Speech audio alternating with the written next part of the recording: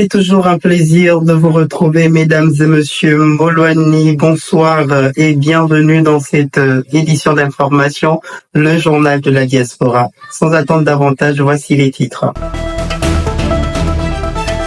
En éducation, remise de diplôme au CESTI, le Gabon invité d'honneur. En société, l'accès au stage, un défi de plus dans le parcours étudiant. Et enfin, Assemblée générale extraordinaire du mouvement des jeunes journalistes gabonais du Sénégal. Au sommaire de ce journal, place à l'éducation. Le Gabon a été invité d'honneur le jeudi 22 mai dernier au CESTI, la célèbre école de journalisme du Sénégal.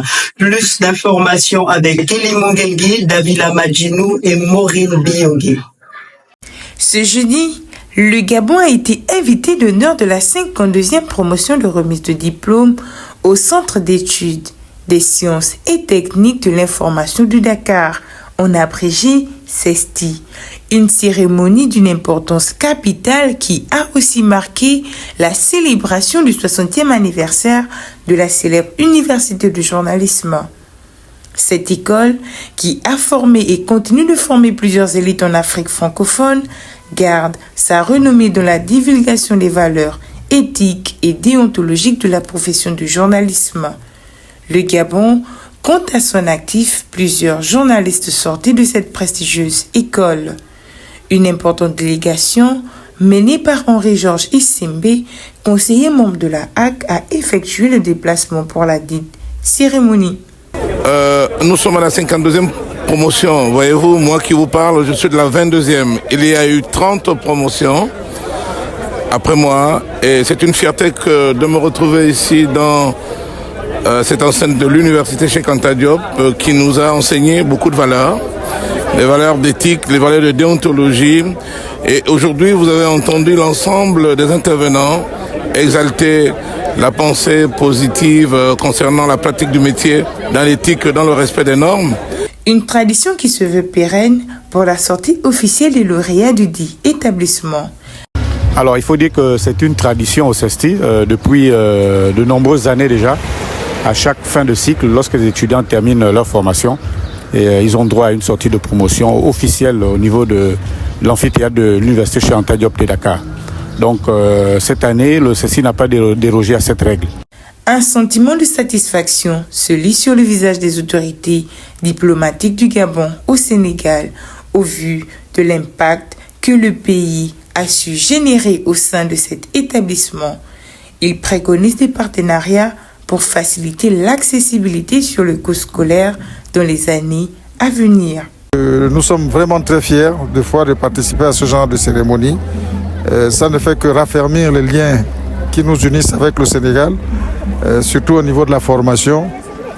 Surtout que nous sommes en train de négocier des partenariats en ce moment avec l'UCAD, voir comment le ministère de l'Enseignement supérieur pourrait avoir des contrats avec l'UCAD afin que les coûts au niveau des frais de scolarité soient un peu revus par rapport à d'autres pays.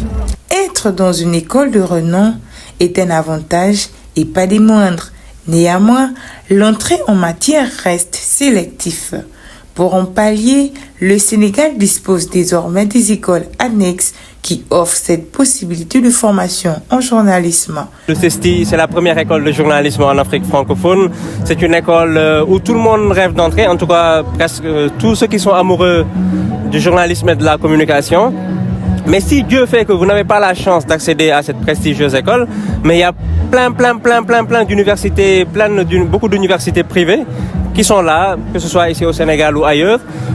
Il faut juste arriver à choisir parmi ces meilleures écoles-là, se former. Le CESTI ouvrira dans les prochaines années des spécialités en journalisme financier, économique, environnemental ainsi qu'en audiovisuel. La liste est exhaustive.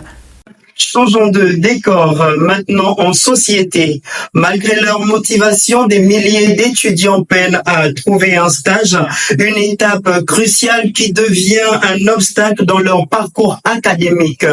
Un reportage de Davila Madjinou et Kelly Mongengi. Chaque année, plusieurs étudiants se retrouvent confrontés à une difficulté de taille, décrocher un stage. Malgré leur motivation et leur volonté d'apprendre, les offres sont rares, les conditions souvent exigeantes et les réponses peu nombreuses. Une situation préoccupante qui freine leur insertion professionnelle et fragilise leur avenir. C'est le cas de Marc, étudiant en droit, qui nous livre son expérience face à ce fléau. Non, je n'ai pas encore trouvé de stage parce que c'est difficile pour moi de trouver des cabinets qui puissent vraiment nous permettre aux jeunes étudiants comme nous en master de vraiment avoir des stages. Si pour certains décrocher un stage relève presque de l'impossible malgré une volonté manifeste, d'autres parviennent à s'insérer grâce à un encadrement approprié et un accompagnement bien ciblé. Oui, j'ai déjà eu à effectuer un stage durant ma L3 à Unipro. Bien avant cela, j'avais cherché par moi-même, mais c'était en vain.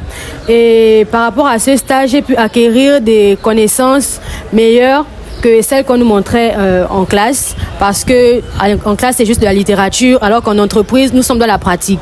Donc j'aimerais dire que faire un stage c'est bénéfique pour nous les étudiants. Pour Joël, la formation ne saurait se limiter à la transmission de savoirs théoriques.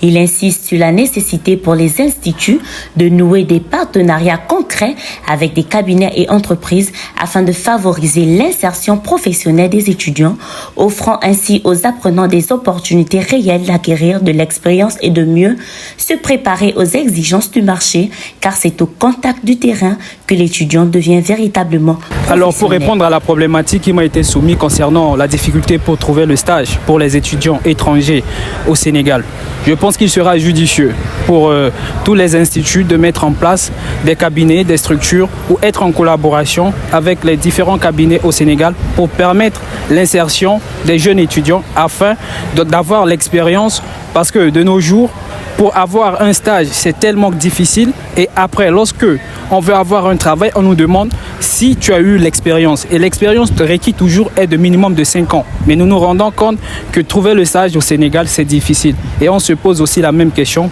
Pourquoi nos différents instituts n'ont pas mis en place ce moyen pour nous permettre d'être en stage?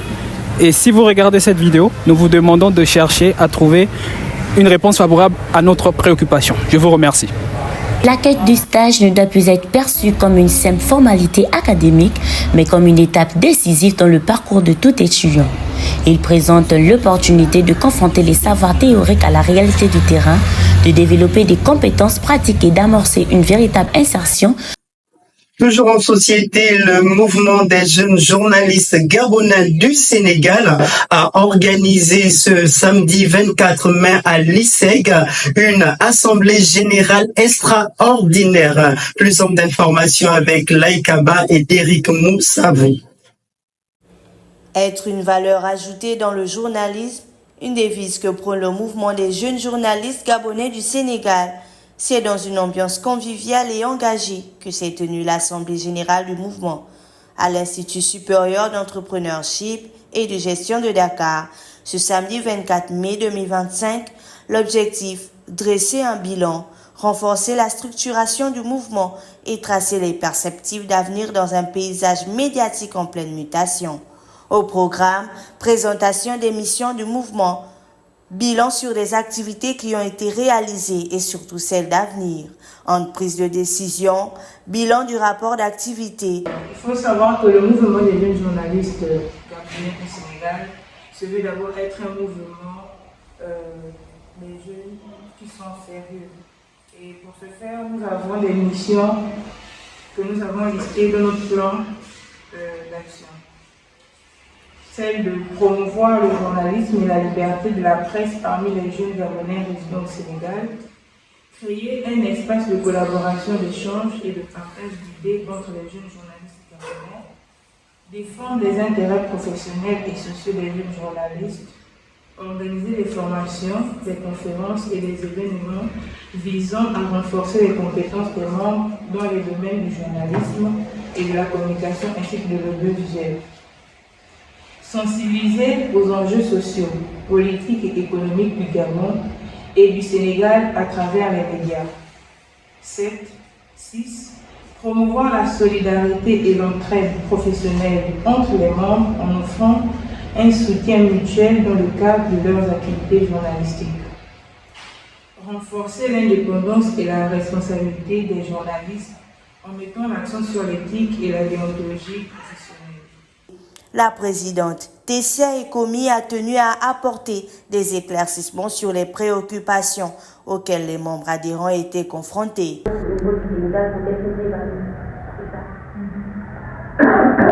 le mouvement des jeunes gabonais du Sénégal. La mission première est de mettre en avant les activités de la communauté gabonaise du Sénégal. Parler de la diaspora entière. Changer cette image qu'on a de la diaspora en mode on ne fait qu'aller dans les textes du monde. Ça, c'est ça. Après, ce qu'on voudrait, c'est élargir. Rassembler, édifier, mais surtout être au service de la communauté gabonaise de la diaspora et du pays d'accueil sont là les points clés évoqués dans cette assemblée. Au-delà des membres du MJGS, cette assemblée a eu à également réunir plusieurs responsables d'associations sœurs de la communauté, venus saluer l'initiative et renforcer les liens interassociatifs.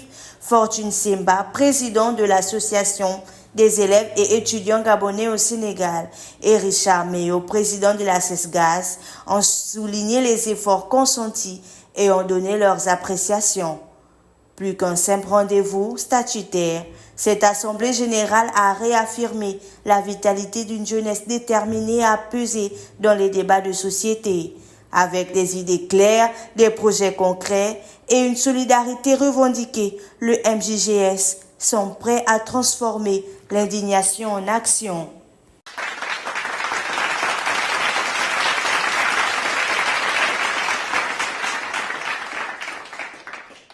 Pardonner n'efface pas le passé, mais il nous libère pour construire l'avenir.